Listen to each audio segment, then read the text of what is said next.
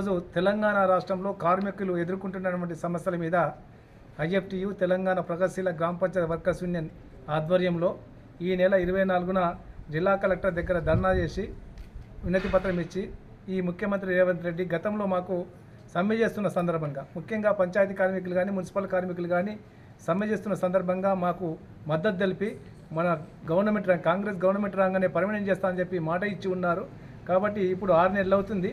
కాబట్టి ఇప్పటికే సీతక్క కానీ లేకపోతే ముఖ్యమంత్రికి కానీ ఈ సమస్య దృష్టికి తీసుకెళ్ళినాం.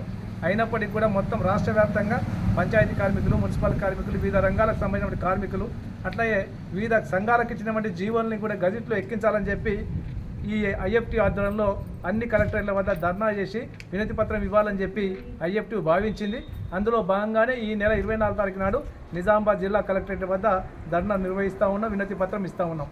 అయ్యా రేవంత్ రెడ్డి గారు, మీరు గతంలో మా కష్టాల గురించి తెలుసు, మాకు మద్దతుగా ఉన్నారు. ఇవాళ మరి సమాన పనికి సమాన వేతనం కావాలని చెప్పి ఒక దిక్కు సుప్రీంకోర్టు తీర్పిచ్చిన నరేంద్ర మోడీ ప్రభుత్వం కానీ గతంలో కేసీఆర్ ప్రభుత్వం కానీ అమలు చేయలేదు. అట్లాగే కార్మిక వ్యతిరేక 4 లేబర్ కోడ్లు తీసుకొచ్చి అమలు చేద్దామని చెప్పి మోడీ సర్కార్ గతంలో ప్రయత్నం చేసింది, రేపు కూడా ప్రయత్నం చేయబోతుంది. కాబట్టి మన తెలంగాణ అసెంబ్లీలో ఈ 4 లేబర్ కోడ్లు అమలు చేయం.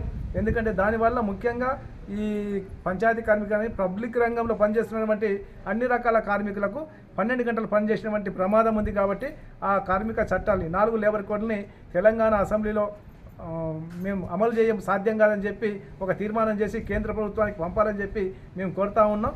అట్లాగే పంచాయతీ కార్మికులని సఫాయి కార్మికులను వెంటనే పర్మనెంట్ చేయాలని చెప్పి వాళ్ళకు తగిన తోడుగా ఉండాలని చెప్పి ఈ సందర్భంగా మేము కోరుతా ఉన్నాం.